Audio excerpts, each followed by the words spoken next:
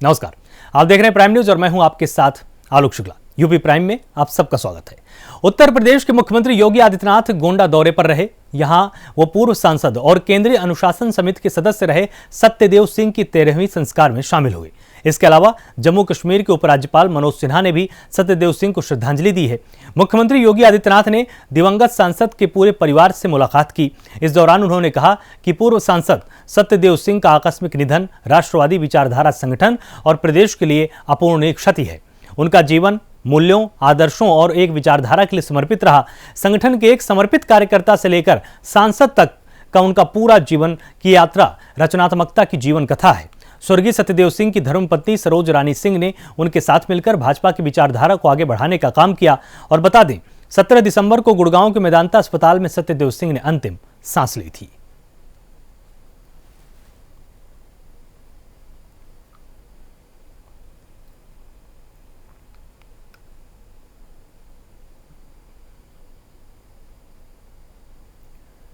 Love जिहाद पर छिड़ी बहस के बीच इलाहाबाद हाईकोर्ट ने एक बड़ा फैसला दे दिया है। हाईकोर्ट ने एक मामले को लेकर कहा है कि बालिग होने पर व्यक्ति अपनी इच्छा से और अपनी शर्तों पर जिंदगी जी सकता है। कोर्ट ने एटा जिले की एक युवती के जरिए दूसरे धर्म के व्यक्ति से शादी करने को जायज ठहराया है और उस व्यक्ति के खिलाफ दर्ज एफआईआर को रद्द कर दिया गया है। याचिका पर सुनवाई करते हुए न्यायमूर्ति पंकज नकवी और न्यायमूर्ति विवेक अग्रवाल की पीठ ने कहा कि याचिकाकर्ता हाई स्कूल के प्रमाण पत्र के मुताबिक बालिग हो चुकी है। उसे अपनी इच्छा और शर्तों पर जीवन जीने का हक है। उसने अपने पति के साथ जीवन जीने की इच्छा जताई है, इसलिए वो आगे बढ़ने को स्वतंत्र है।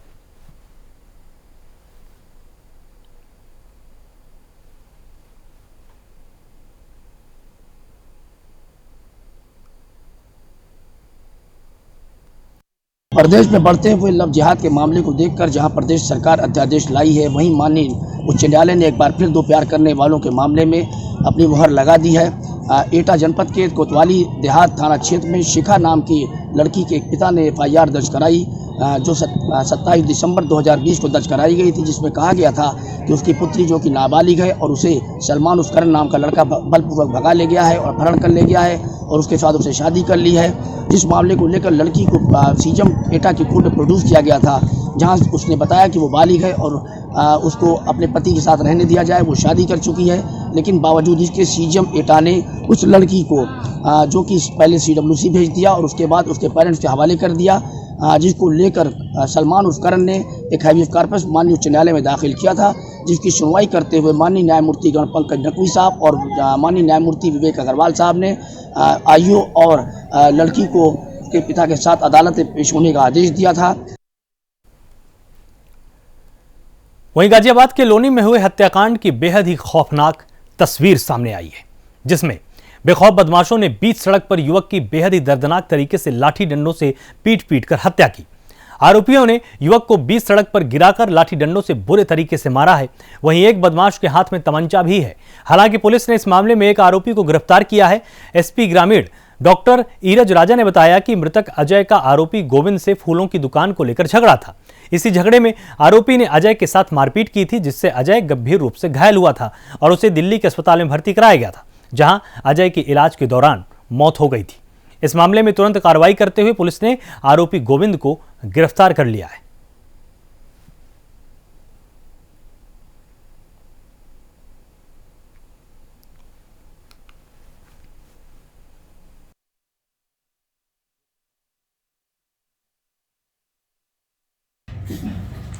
आज सुबह डीएलएफ चौकी क्षेत्र थाना लोनी में एक घटना हुई थी, जिसमें एक लड़का था अजय, जिसकी कुछ जो एक पता चला था, सूचना मिली थी कि लड़कों ने कुछ मारा पीटा उसके साथ किया है, मारपिटाई की है, जिसमें उसके सिर पर गंभीर चोटें आई थी।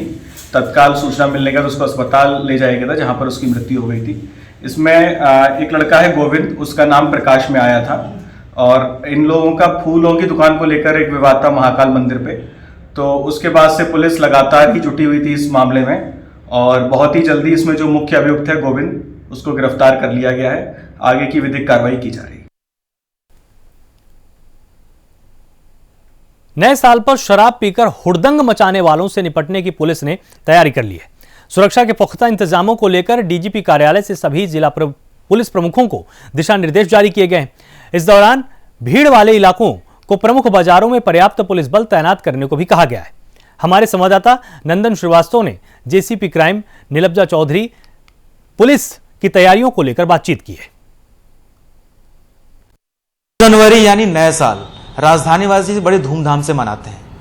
इसी में सोहदे भी काफी बदतमीजी और महिलाओं के साथ छेड़छाड़ करते हैं। आज हमारे साथ जेसीपी क्राइम नीलब्जा चौधरी सर हैं।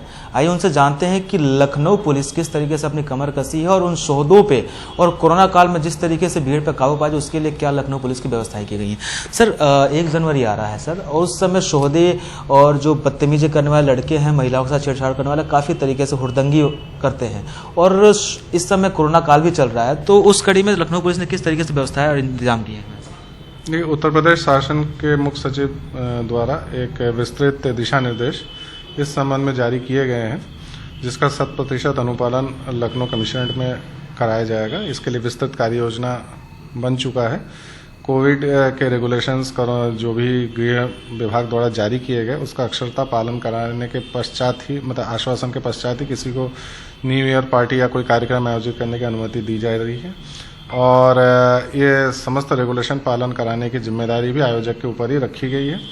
मैं सभी लखनऊ के नागरिकों से अपील करता हूं कि नव वर्ष के उत्साह में ये ना भूले कि अभी भी कोरोना जो है एक रियल थ्रेट बना हुआ है, और एक सेकेंड वेव या थर्ड वेव जिसको भी हम लोग माने उसके आने की पूर्ण संभावना है। इसलिए सावधानी को से दूर नहीं होना है, और अपने पूरे रूल्स एंड रेगुलेशंस के साथ ही फॉलो करते हुए आप लोग नववर्ष मनाएं। मैं आप लोग को शुभकामनाएं देता हूं कि ये आने वाले वर्ष आप सभी के लिए बहुत मंगलमय हो।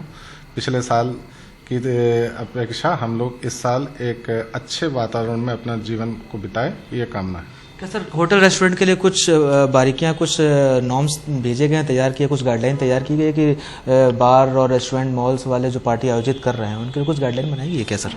मैंने जैसे आपसे कहा कि ये समस्त जो है गाइडलाइंस जो है मुख्य सचिव उत्तर प्रदेश शासन द्वारा जारी किया जा चुका है, और ये सभी पे लागू है, चाहे होटल्स हो, चाहे रेस्टोरेंट्स हो, चाहे लॉन्स हो, या जो भी जहाँ ओपन पार्टीज किया जा रहा हो, सभी में ये निर्देश दिए गए हैं कि अपने कैपेसिटी के 50% तक ही आप जिसको कहे उसका उपयोग करेंगे, और किसी भी एक समय में 100 लोगों से ज़्यादा एक स्थान पर एकत्रित नहीं होंगे, मास्क पहनेंगे, सैनिटाइजेशन की पर्याप्त व्यवस्था रहेगी, और अन्य सभी जो निर्देश गृह विभाग द्वारा जारी किए गए उसका अनुपालन करेंगे। जैसा कि आपने देखा कि गाइडलाइन के अनुसार ही 50 से 100 लोग तक क्राइटेरिया और स्पेस के हिसाब से भीड़ इकट्ठा होगी। ये सारे नॉर्म्स प्रमुख सचिव गृह की तरफ से जारी कर दिए गए हैं, और हर होटल्स, रेस्टोरेंट, बार्स में उसके नॉर्म्स, उसके कंडीशंस अप्लाई कर दिए गए हैं। और इतना ही नहीं, शोहदों के लिए भी, हुड़दंगियों के लिए भी लखनऊ पुलिस ने काफ़ी मेहनत कर रही है। हर चौराहे, हर नुक्कड़ पर पुलिस व्यवस्था करने के निर्देश जारी कर दिए गए हैं। इसी कड़ी में आपके सामने नीलब्जा चौधरी सर ने बताया कि पुलिस एक्टिव है। सौरभ के साथ नंदन श्रीवास्तव, प्राइम न्यूज, लखनऊ। सपा नेता और विधानसभा में नेता प्रतिपक्ष राम गोविंद चौधरी ने बलिया में कृषि कानून के विरोध में आयोजित चौपाल में शिरकत की है, जहां उन्होंने एक बड़ा बयान देते हुए कहा कि किसानों का अपमान करने वालों को राम राम और प्रणाम करना छोड़ दीजिए। उन्होंने किसानों को संबोधित करते हुए कहा कि गांव की दीवारों पर लिख दो कि अंबानी और अडानी के दलालों का गांव में प्रवेश करना प्रतिबंधित है।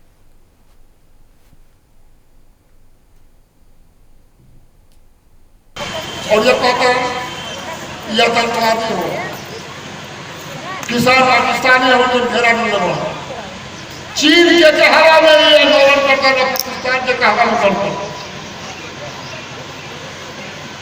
इतना गलत बचा जो किसानों के आंदोलन को, किसानों को आतंकवादी कहता है, खालिस्तानी कहता है, चीन पाकिस्तान का दलाल कहता है। मैं आपसे प्रार्थना करूंगा कि ऐसे लोगों से राम राम प्रणाम छोड़ दीजिए। और वो गाँव भी मीटिंग कर रहे हैं कि नहीं, ये कानून किसान के लाभ के लिए, लेकिन मैं कहता हूं, पूरा देश कहता है, दुनिया कहता है। वहीं यूपी में कोरोना के मामले में लगातार कमी दर्ज की जा रही है। पिछले 2 दिनों में कोरोना के मामले 1000 से नीचे आ रहे हैं। बीते 24 घंटे में कोरोना के 940 नए केस प्रदेश में सामने आए हैं, जबकि इसी दौरान 1500 से ज्यादा लोग डिस्चार्ज होकर घर गए। यूपी में एक्टिव मरीजों की संख्या 6545 रह गई है। वहीं प्रदेश धान खरीद का सिलसिला लगातार जारी है। इसी को लेकर यूपी सरकार के प्रमुख सचिव मुख्यमंत्री संजय प्रसाद और प्रमुख सचिव स्वास्थ्य आलोक कुमार ने प्रेस कॉन्फ्रेंस की। उन्होंने क्या कुछ कहा, आप भी सुने। प्रदेश में जो कोरोना से संक्रमित हमारे जो नागरिकों एवं जो डेथ्स की जो संख्या है उसमें निरंतर गिरावट आ रही है।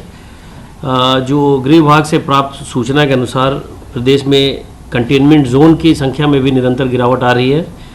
प्रदेश के 5852 कंटेनमेंट जोन में 890 थाना क्षेत्र के अंतर्गत 78,312 मकानों में 3,90,000 लोगों को चिन्हित किया गया है।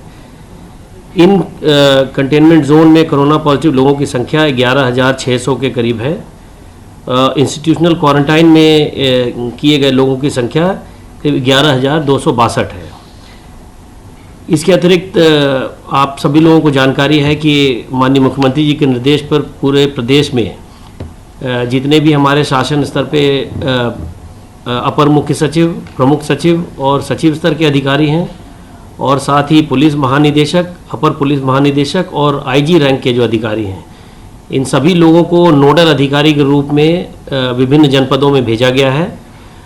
जो प्रशासन के जो नोडल अधिकारी हैं उनको मुख्य रूप से धान क्रय केंद्रों का, निराश्रित गौशालाओं का और निराश्रित गौ आश्रय स्थलों का और गन्ना क्रय केंद्रों का, इनका अभी जब हम आपसे बात कर रहे हैं पूरे प्रदेश के सभी जनपदों में विभिन्न नोडल अधिकारियों द्वारा भ्रमण करके इनका निरीक्षण किया जा रहा है और ये सभी अधिकारी कल शाम तक, कल रात तक वापस आकर और माननीय मुख्यमंत्री जी को अपनी रिपोर्ट सौंपेंगे और उसके बाद माननीय मुख्यमंत्री जी के स्तर पर इसकी समीक्षा की जाएगी। इसी तरह पुलिस के जितने भी वरिष्ठ अधिकारी हैं उनको भी फील्ड में भेजा गया है ज़मीनी हकीकत के बारे में पता लगाने के लिए, लोगों से संवाद स्थापित करने के लिए, और पुलिस के भी वरिष्ठ अधिकारी आकर के माननीय मुख्यमंत्री जी को अपनी रिपोर्ट सौंपेंगे और उसकी समीक्षा फिर माननीय मुख्यमंत्री जी के स्तर पर की जाएगी। धान क्रय के संबंध में मैं आपको बताना चाहता हूं कि हम निरंतर प्रगति कर रहे हैं और अभी तक प्रदेश में 467.31 लाख कुंटल धान की खरीद की जा चुकी है, जो विगत कई वर्षों से में क्रय की गए धान के क्वांटिटी से कहीं ज़्यादा है, करीब 1.5 गुने से ज़्यादा है। और सभी स्तर पर इसकी नियमित समीक्षा की जा रही है। जहाँ पर क्रय केंद्रों के संबंध में जनता से, जनप्रतिनिधियों से, माननीय मुख्यमंत्री जी के हेल्पलाइन पे कहीं से भी कोई शिकायत प्राप्त होती है उसको तुरंत एड्रेस किया जाता है और किसानों का लगातार भुगतान भी कराया जा रहा है। एक और बहुत बड़ा अभियान जो अभी माननीय मुख्यमंत्री जी के निर्देश पे प्रदेश में चलाया जा रहा है वो है विरासत से संबंधित अभियान। आपको ये जानकर खुशी होगी कि इस अभियान के दौरान करीब 2 लाख आवेदन पत्र प्राप्त हुए हैं और उन सब का समय के अंतर्गत निस्तारण कराया जा रहा है। कोरोना की स्थिति लगातार 2 दिनों से 1000 से कम नए केस आ रहे हैं, तो पहली बार काफ़ी दिनों के बाद ये स्थिति आई है कि हम 3 डिजिट में आ गए हैं और आज 940, आज यानी कि 27 तारीख को 940 नए केस आए हैं और इसको मिला के कुल क्रमिक प्रगति 5,82,920 कुल संक्रमित केसेस की संख्या उत्तर प्रदेश में। और इसी अवधि में डिस्चार्ज की संख्या 1585। सो आप जैसा देखेंगे जितने फ्रेश केस आ रहे हैं उससे ज़्यादा डिस्चार्ज हो रहे हैं, तो ओवरऑल हॉस्पिटल्स पे भी अब हमारा लोड कम हो रहा है और एक्टिव केसेस की संख्या घट के 6,545 पे आ गई है, 6,545। एक ज़माने में ये 65,000 के आसपास हुआ करती थी, तो आप अंदाज़ा लगा सकते हैं कि इस हिसाब से कि संक्रमण काफ़ी कम आ रहा है। जो टेस्टिंग है वो लगातार जारी है, अनवरत है। आज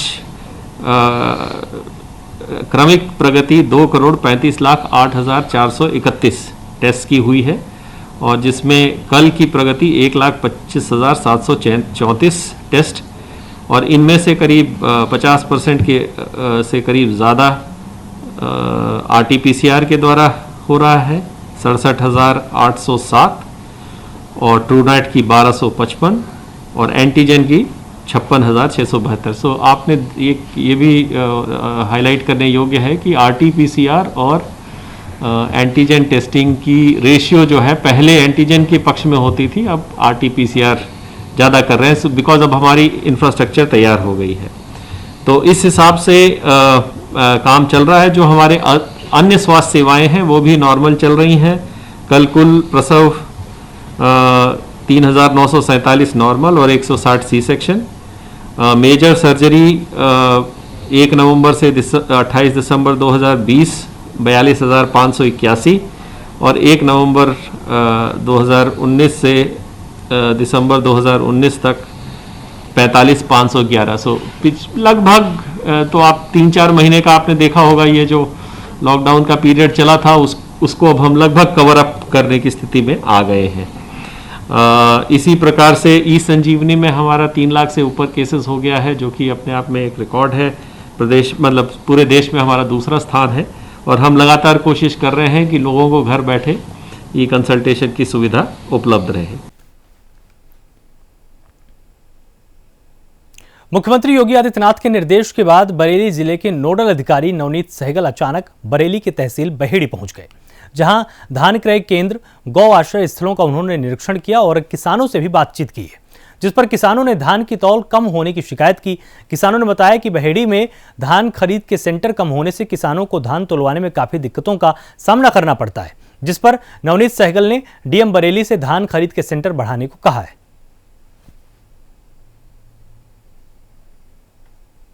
ज्यादातर धान की समस्या काफी सुनने में आती है, इसके बारे में मैं तो हम लोग ये पूरे प्रदेश में माननीय मुख्यमंत्री जी ये सबको अधिकारियों को हर जिले में भेजा गया है कि जो धान क्रय केंद्र हो रहा है या गन्ना क्रय केंद्र है धान, उसमें देखिए क्या कठिनाई है, क्यों हो रहा है। हालांकि देखिए सरकार ने पिछले साल से इस साल 1.5 गुना से भी ज़्यादा धान खरीदा है, लेकिन अभी भी धान आ रहा है। इसका मतलब धान का उत्पादन अच्छा हुआ है और बाजार में धान और कहीं बिक नहीं रहा। इसलिए सरकार जो है वो न्यूनतम समर्थन मूल्य जो है हर किसान को दिलाना चाहती है। उसी के लिए हम लोग पूरे प्रदेश में सभी अधिकारी निरीक्षण कर रहे हैं कि जो दिक्कतें क्या हैं, जो दिक्कतें आ रही हैं उन दिक्कतों को दूर किया जाए ताकि किसान को इंतजार न करना पड़े। उसका जो है उसका धान या गन्ना जो है वो तुरंत तोला जाए और उससे खरीदा जाए। उसी प्रक्रिया को कर रहे हैं, उसी की समीक्षा कर रहे हैं। उसी के लिए मैं धान क्रय केंद्र का इधर 6 सेंटर है, मैं धान क्रय केंद्र देखने आया। यहाँ पर धान तुलाने आए हैं, क्या समस्या है आपके? समस्या यही कि टाइम ज़्यादा लग रहा है हम लोगों को। 20-20 दिन लग जा रहे हैं यहाँ पे तुलाने में। अच्छा, कितना समय हो गया अब तक आपका यहाँ पर? लगभग 20 दिन हो गए। क्या कह रहे हैं अधिकारी ये तोलने वाले? तोलने को मना कोई नहीं कर रहा है जी, बस बाकी किसानों के नंबर के हिसाब से तुल रहा है। तो ऐसा कम कांटे लगे हैं, क्या है? कांटे कम है, तुलाई कम हो रही है। कम अब 100 कट्टा 100-125 कट्टा एक किसान का तोलते हैं एक दिन में। एक दिन में? हाँ, एक किसान का। एक किसान का? हाँ, जिनका नंबर होता है। जिनका नंबर होता है। तो आपको काफ़ी दिन हो गए, क्या कहना चाहेंगे आप? जी कहना चाहेंगे ये मंडी की व्यवस्था सही करी जाए और टाइम से जो आए उसको संग के संग तुलना चाहिए। आज लखनऊ के नोडल अधिकारी आए हैं, उनके सामने अपनी समस्या रखी थी। हमने सब समस्या रखी उनके सामने। तो वहीं यूपी में धान क्रय केंद्रों पर लगातार अनियमितताओं की शिकायत मिलने पर सीएम योगी ने जिलों में नोडल अधिकारी तैनात कर दिए और सख्त निर्देश भी दिए हैं कि नोडल अधिकारी, उप जिलाधिकारी और जिला अधिकारी धान क्रय केंद्रों पर जाकर किसानों की समस्याओं को सुनेंगे और उनके धान की फसल का 100% खरीदारी कर समय से भुगतान करेंगे। इसी को लेकर लखनऊ सदर तहसील के उप जिलाधिकारी प्रफुल्ल त्रिपाठी ने अपने क्षेत्र के 2 क्रय केंद्रों का निरीक्षण किया और निर्धारित लक्ष्य को पूरा करने का निर्देश दिया है। इसी को लेकर प्राइम न्यूज संवाददाता प्रणवीर पांडे ने उप जिलाधिकारी प्रफुल्ल त्रिपाठी से खास बात की है। उन्होंने क्या कुछ कहा, आप भी सुनिए। उत्तर प्रदेश की योगी सरकार लगातार किसानों के हित में कार्य कर रही है और अपने जो भी जिलाधिकारी हैं उनको सख्त निर्देश दिया गया है कि वो धान क्रय केंद्रों पर जाएं और किसानों की जो समस्याओं को है उनको सुने और उनका तुरंत निदान करें। इस समय हम एसडीएम सदर प्रफुल्ल त्रिपाठी के पास हैं। इनके क्षेत्र में 2 धान क्रय केंद्र हैं। सर, आपके क्षेत्र में 2 धान क्रय केंद्र हैं, लगातार आप वहां पर कई क्रय केंद्रों पर गए हैं। किस प्रकार की आपको अनियमितताएं वहां पर मिली हैं और क्या समस्याएं किसानों की तरफ से आपको सुनने को मिला है? लगातार निरीक्षण किया जा रहा है धान क्रय केंद्रों का, शासन की जो मंशा है उनके अनुरूप, और उसी क्रम में कल भी निरीक्षण किया गया है। नवीन मंडी जो सीतापुर रोड पे और काकोरी जो 2 धान क्रय केंद्र आते हैं तहसील सदर के अंतर्गत, दोनों का निरीक्षण किया गया है। तो जब पाया गया कि जो धान क्रय केंद्र के लक्ष्य निर्धारित किए गए, लक्ष्य से अधिक धान का क्रय हो चुका है और जो आवश्यक चीजें होती हैं जैसे कि नमी मापक यंत्र हैं या साफ सफाई करने के छन्ने हैं, वो सारे दुकानों पर उपलब्ध मिले हैं। और देखा गया है कि क्रय करने के बाद में जो भुगतान होता है, भुगतान भी समय से कर दिया गया है। काकोरी क्रय केंद्र पे कुछ ऐसा मिला था कि कुछ सर्वर की प्रॉब्लम थी जिसकी वजह से 16 तारीख से कुछ भुगतान पेंडिंग थे, तो तत्काल बात की गई है और उसके बाद में संभवतः आज से लेकर कल तक में उनका भी भुगतान कर दिया जाएगा। इसके लिए निरीक्षक को निर्देशित भी किया गया है कि पूर्व में ही ये काम कर लिया जाना चाहिए था। चूंकि किसानों को किसी प्रकार की कोई दिक्कत ना हो, इसका पूरा ध्यान रखा जा रहा है और लगातार हम लोगों का प्रयास है कि भले ही लक्ष्य अधिक क्रय किया जा चुका है, लेकिन जितने भी धान की आवक है वो आवक बनी रही, इसीलिए संडे को भी अब खोला गया है और आवक बनी रहे और जब तक आवक है तब तक धान क्रय किए जाते रहे। सर, आज मैं यहाँ पर आया हूँ, लगभग आधे घंटे हो गए। मैं देख रहा हूँ बाहर से लेकर के अंदर तक आपके तरफ जनता यहाँ पर पहुंची हुई है, आपको अपनी समस्या बता रही है। क्या लग रहा है किस प्रकार की समस्या जनता यहाँ लेकर के इस समय ज्यादातर आपके पास आ रही है? दरअसल जो जन सुनवाई का समय है उसके बावजूद भी चूंकि अभी जनता है यहाँ पे, इसलिए सुनवाई चल रही है और तमाम तरीके की उनकी समस्याएं होती है। ज़्यादातर समस्याएं प्लाट को लेके होती हैं कि चूंकि लखनऊ नगर के रूप में विकसित हो चुका है, तो यहाँ पे जो लोग प्लाट लेते हैं और लंबे समय से उन्होंने छोड़ दिया, उसके बाद में उनको दिक्कत ये आती है कि जब वहाँ पे पूरी आबादी बस जाती है और आबादी बसने के बाद वो लंबे समय बाद जब वापस आते हैं तो देखते हैं कि प्लाट की उनकी स्थिति क्लियर नहीं कर पाते हैं, तो उसके लिए लोग आते हैं और ज़्यादातर जो एप्लीकेशन आती हैं वो इसी तरीके की होती हैं और उसमें फिर हमारे द्वारा जो संभव हो सकता है वो कार्रवाई की जाती है। सर, लगातार भूमाफियाओं पे कार्रवाई सरकार कर रही है। आपके क्षेत्र में लगभग कितनी भूमाफिया निकल कर आए और किन किन भूमाफियाओं पर आपके द्वारा या आपके विभाग द्वारा कार्रवाई की गई है? दरअसल एंटी भूमाफिया की कार्रवाई लगातार चल रही है और अभी पिछले दिनों में लगभग 6-7 FIR तहसील से करवाई गई थी और अभी भी इवन एक प्रकरण प्रकाश में आया था कि एक स्कूल की जमीन थी, उस पर कुछ लोग अवैध कब्जा करने की कोशिश कर रहे थे। तत्काल टीम भेजी गई है और पुलिस फोर्स को भी भेजी गई है और निर्देशित किया गया है कि जो लोग भी उसमें वहाँ न्यूसेंस क्रिएट कर रहे हैं उनको उठाकर और उनको बंद किया जाए। तो भूमाफियों के ऊपर सख्त कार्रवाई की जा रही है और काफ़ी ज़मीनें छुड़वाई गई हैं। अभी जो पिछला अभियान चला था उसमें लगभग 10 हेक्टेयर के आसपास जमीन खाली करवाई गई है। तो ये जो इससे पहले भी जिलाधिकारी महोदय के द्वारा लगभग 2 महीने पहले एक और अभियान चलाया गया था जिसमें लगभग पूरे जिले में 200 से ज्यादा हेक्टेयर जमीन और तहसील सदर में लगभग 30 से 35 हेक्टेयर जमीन खाली करवाई गई थी। निश्चित तौर पर जो सरकार की मंशा है भूमाफियाओं के खिलाफ कार्रवाई करने का, एसडीएम सदर और जिला प्रशासन की संयुक्त रूप से जो कार्रवाई चल रही है उसमें लगातार भूमाफियाओं के खिलाफ FIR दर्ज किए जा रहे हैं और उनके अवैध निर्माण को गिराया जा रहा है। कैमरामैन सौरभ के साथ प्रवीण कुमार पांडे, प्राइम न्यूज, लखनऊ। 2022 में होने वाले यूपी विधानसभा चुनाव के लिए प्रगतिशील समाजवादी पार्टी ने अभी से ही तैयारी शुरू कर दी है। तैयारी के चलते पार्टी कार्यकर्ताओं ने राजधानी लखनऊ के जानकीपुरम इलाके में डगर डगर कार्यक्रम का आयोजन किया। कार्यक्रम के तहत कार्यकर्ता प्रदेश के कई शहरों और गांवों में जाकर पार्टी का प्रचार करेंगे और लोगों की समस्याओं को जानेंगे। 2022 का चुनाव आने वाला है। उत्तर प्रदेश में जब पिछली समाजवादी पार्टी की सरकार थी, उत्तर प्रदेश में लोक निर्माण मंत्री रहते, सहकारिता मंत्री रहते, तमाम विभागों के मंत्री रहते। उत्तर प्रदेश में विकास की गंगा को बहाने का काम माननीय शिवपाल यादव जी ने किया था। प्रगतिशील समाजवादी पार्टी के कार्यकर्ता और उत्तर प्रदेश की जनता ये चाहती है कि 2022 के चुनाव में उत्तर प्रदेश की बागडोर एक बार पुनः माननीय शिवपाल यादव जी के हाथ में हो, जिससे उत्तर प्रदेश के नौजवानों को, उत्तर प्रदेश के किसानों को, उत्तर प्रदेश के अल्पसंख्यकों को, उत्तर प्रदेश के व्यापारियों को फिर से विकास की वो जो रुकी हुई गंगा थी वो बहे और उसका लाभ आम जनता सहित इस उत्तर प्रदेश के व्यापारी समाज को और संपूर्ण जनता को मिले। तो आप सबने देखा कि लगातार 2022 के लिए चुनावी समर पर सभी पार्टियां ताल ठोक रही हैं। फिलहाल यूपी प्राइम में सिर्फ इतना ही। आप लगातार जुड़े रहिए प्राइम न्यूज के साथ। नमस्कार।